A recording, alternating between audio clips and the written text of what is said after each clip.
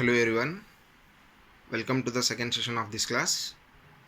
So here we are discussing about the digestion in human beings. So in the first session we have seen how the process of digestion takes place in the mouth and in the stomach.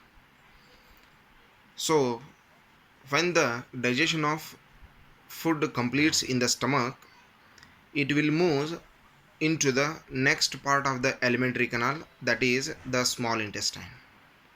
So let us see the structure of small intestine first. So small intestine is a narrow tube-like structure. It measures about 6.5 meters in an adult. So we will get, this is the longest part of the alimentary canal. Maybe you are getting one question here, that is, this is the longest part of the alimentary canal, and again why we are calling this as the small intestine? That is only because of its narrow structure. Only because of the narrow structure of small intestine, this is considered as the small intestine, and otherwise it is the longest part of the digestive system. So here the small intestine plays a very important role in the digestion of the food, because the complete digestion of the food takes place in the small intestine only. So let us see how it works in the process of digestion. Actually, the small intestine receives the secretions of two different glands, that is liver and pancreas. The small intestine receives the two secretions of two different glands, that is liver and pancreas. So let us see the first one, that is the liver. Already you know that the liver is the chemical factory of our body, because it is going to secrete maximum number of the chemicals, and also it works in the maintaining the chemical composition of our body structure. So here in the digestion process, the liver is going to secrete the bile juice. So bile juice is a greenish yellow liquid which stored in the gallbladder. When the bile juice produced in the liver, it will be stored in the gallbladder. So the functions of this bile juice is, firstly, it makes the food alkaline. The bile juice makes the food alkaline, and it helps in the digestion of, the bile juice helps in the digestion of fats.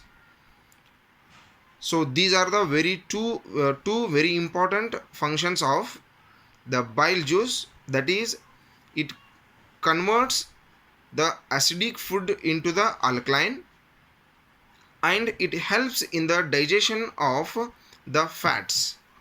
So here one very important point that you have to note, that is the food when it is present in the stomach, so it will be acidic in nature.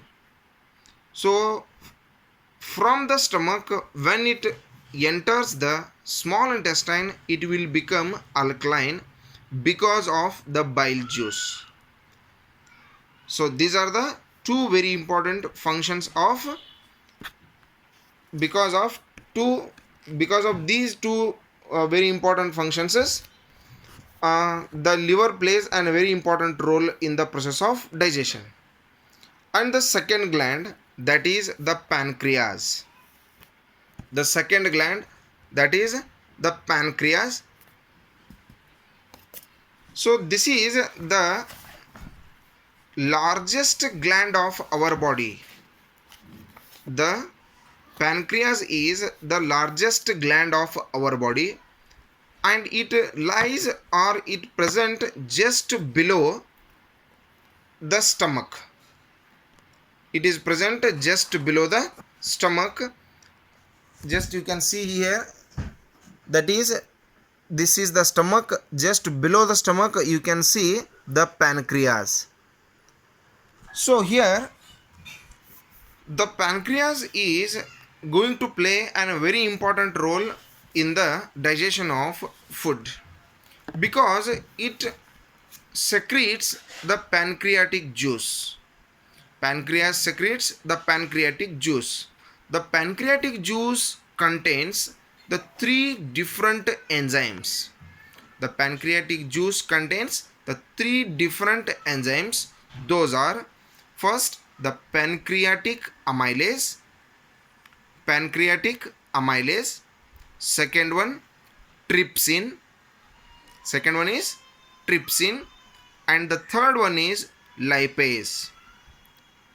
The third enzyme secreted by the pancreatic juice is lipase.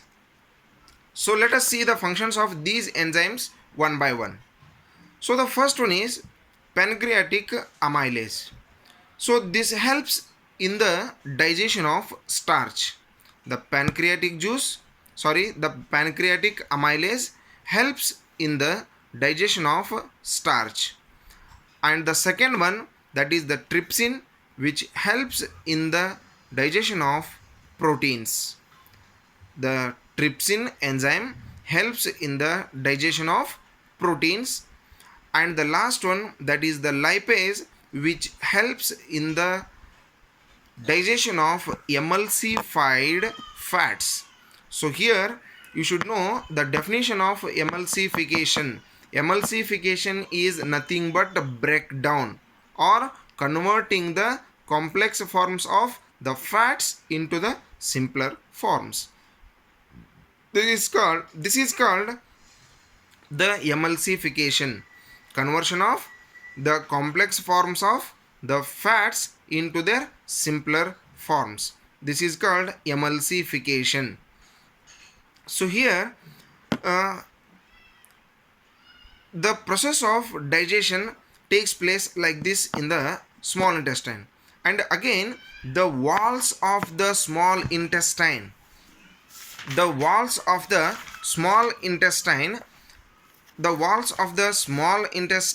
contains the glands. They secretes the intestinal juice. The walls of the small intestine contains the glands which secretes the intestinal juice. The intestinal juice contains many number of the enzymes which completes the digestion of carbohydrates to their simpler forms called the glucose, and the proteins into the simpler forms called amino acids, and the fats into their simpler forms called fatty acids and glycerol. So here the fatty acids and glycerol, amino acids and the glucose, these are the simpler forms of the carbohydrates, proteins and fats. So the products of these, it means the amino acids, the fatty acids, the glycerol and the glucose, these are the things that can be soluble in the water. Means here the walls of the small intestine helps in the complete digestion of the food. So like this only the process of digestion is going to complete 100% in the small intestine. So after this one, the process of absorption takes place. So when the process of absorption takes place, the molecules of food become very smaller, and that they can pass through the walls of the small intestine and go into the blood streams. So this is called the absorption.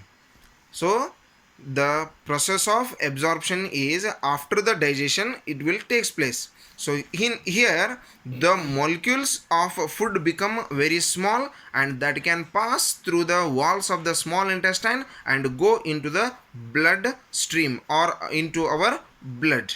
So here this is what we called the absorption. So actually the walls of the small intestine contains many small tiny number of finger like projections called villi. The walls of small intestine contains millions of tiny structures or finger like projections. They are called villi, and these villi helps in the process of absorption. The completely digested food which is present in the small intestine, it will be absorbed by the villi. And here the food which is undigested, the undigested materials which are present in the small intestine, they will start to move into the next part of the alimentary canal, that is the large intestine. So the large intestine is the tubular portion which is little wider in the structure compared to the small intestine. That's why it is considered as the large intestine, and it is very short in length compared to the small intestine.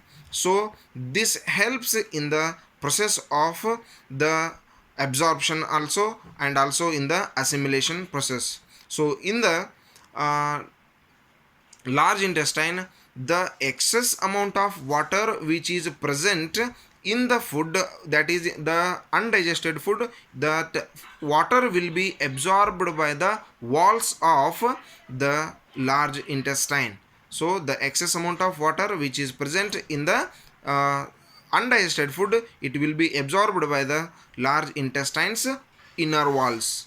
So the unwanted material or the undigested food which is present in the large intestine, it will be sent out through our body, through the from our body, in the form of stool or in the form of feces. So that is completely waste, and the little amount of the water which is if the water is present in the excess quantity in that waste material, it will be absorbed in the large intestine only, and that material will become little solid, and it will be removed from our body by the process of egestion or by the process of excretion in the form of stool or in the form of feces. So this is the process how the digestion or the nutrition is going to takes place in the human beings.